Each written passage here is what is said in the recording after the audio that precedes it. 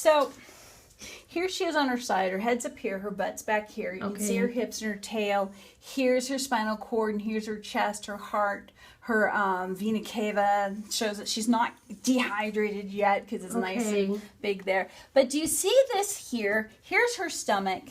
And this looks like it's her pylorus. So the stomach is a big bag attached to this corridor called the pylorus, which then turns into the small intestine. Okay. And there's a little sphincter between the pylorus of the stomach and the small intestine.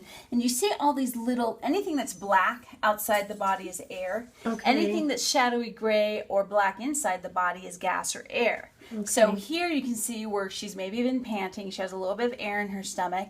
And then look at all these little black areas down here. Bubble, bubble, bubble, bubble, bubble. Do you see all that? Yeah. To me, that looks like there's gas trapping or air trapping. Something is keeping air trapped in there in the little bubbles. And so if she's been vomiting and this is in the pylorus, it may be actually preventing anything from going from the stomach itself into the small intestine. Okay. And so that's why she started throwing up for dinner. Potentially, yeah. Or she could just have, and here, look at all this. Is this poop? Yes. Yeah, I thought that was all poop. And then do you Why won't it come out? Oh, it will, but usually you got to put it in upstream to push it out downstream. So it's stuck there. Well, it's not really stuck there. It's just she's not really eating, so her GI tract kind of freezes, and it's waiting for stuff to come in upstream, so she pushes it out downstream. Eventually she'll poop, but there's really no impetus right now to move it downstream. So, I mean, in this, you see all the shadowy color in here? Yeah. I mean, even on the rectal, her poop was nice and soft. It just has those little pieces in there. And probably ate a stick. Yeah, and sometimes you see that right there. And I don't know, that one little rounded thing kind of felt like it was a almost a shell or something. And so, and see how this bright white, sometimes we'll see shells kind of show up as bright white compared to the rest of the poop. So she's got what she got in her mouth. So anyway, she picks up stuff outside and chews it.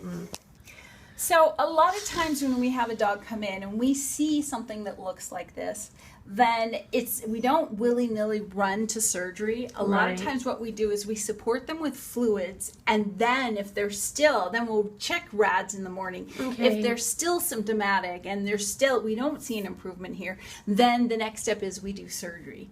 Now, the nice thing about that is surgery in the morning, well, it doesn't matter. Tomorrow's the 4th of July, so the cost isn't really going to change here. That's with us. So I don't know if anybody else is open on the 4th of July. That's the big problem. So a lot of times what I would do is say, okay, let's just kind of support her, and then if she's not better, let's go ahead and move forward with this.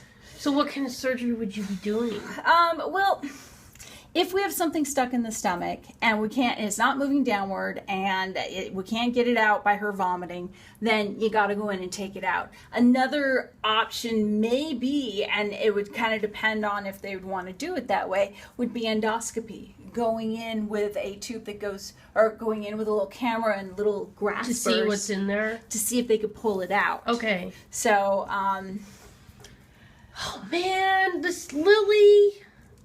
It's gonna be expensive. Shoot, I'm just trying to figure out if there's gonna be a way where it's easier. I mean, so all right, so she's gonna be hospitalized on fluids tonight, right? Yeah. Okay. Yeah, and we should probably run the minimal blood work still, see where she's at. If they needed to go in, they've got that done. If there's anything else wonky going on, we can see what's up. I'm trying to think, sometimes if we can get enough fluid into the abdomen, sometimes this will actually become diluted, and we can give her apomorphine to make her vomit. Okay. So I'm going to put a dose of apomorphine inducing emesis on the estimate. It's not going to necessarily be something for sure that we're going to do, but if it looks like it's going to work, and it might be something to consider. So, I'm sorry. This is... All right. So, but you can see her little bladder here, and her small intestines are filled with fluid. I mean, and there's a chance that maybe all she needs is to get really hydrated to help move this through. So, And do you know why her gums were pale? No, I don't. All right. So, I mean, the blood work, they haven't run that yet. I wanted to Okay. talk to you about this first. All right. I mean, nothing here looking on the x-ray would say, oh my gosh, we should have pale gums. All And right. so maybe she's a little anemic, maybe not. I mean, we'll have to see what that says. All right. But, Man. I mean, maybe you're right. Maybe she had, sometimes what'll happen, and I wouldn't expect the paleness to keep going. I would expect it to kind of go away pretty fast. But when they vomit, sometimes they can vagal themselves or, you know, and they can Yeah. put a lot of pressure up here. But generally, you get very red, like very, you know, red sclera of the eyes, and you get a little bit Alright. more red when you go through that.